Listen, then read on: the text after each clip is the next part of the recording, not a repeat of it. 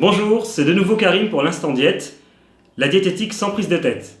Dans le cadre de la Journée mondiale du diabète, prévue le 14 novembre prochain, j'ai décidé de vous expliquer qu'est-ce que c'est que la maladie. Le diabète est une maladie chronique qui se caractérise par un excès de sucre dans le sang.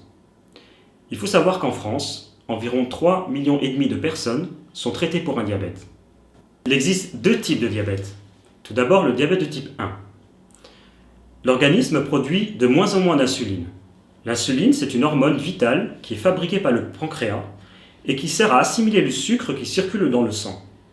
Sans insuline, en quantité suffisante, l'excès de sucre dans le sang survient rapidement.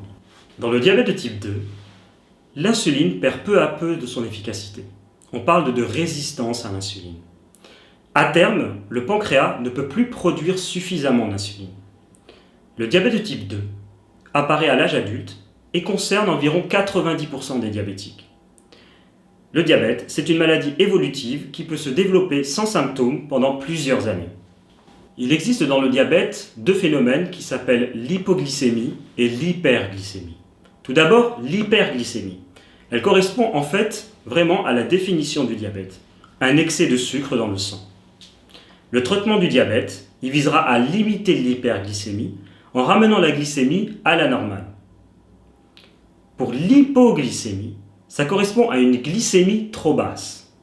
Elle est susceptible de se produire avec un traitement antidiabétique visant à faire baisser la glycémie ou alors une activité physique qui n'était pas prévue.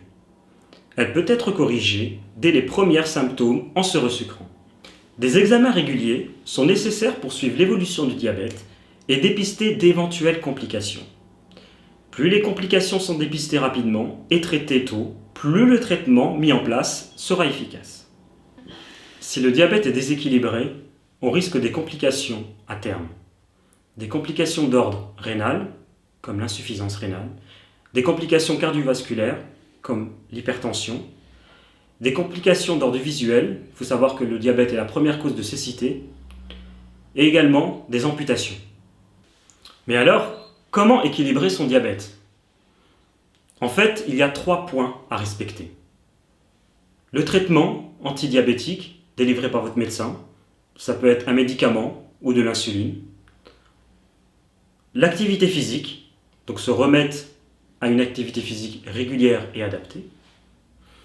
Mais bien sûr, l'alimentation, et cela passe par la diététique. Merci et à très bientôt pour une nouvelle vidéo.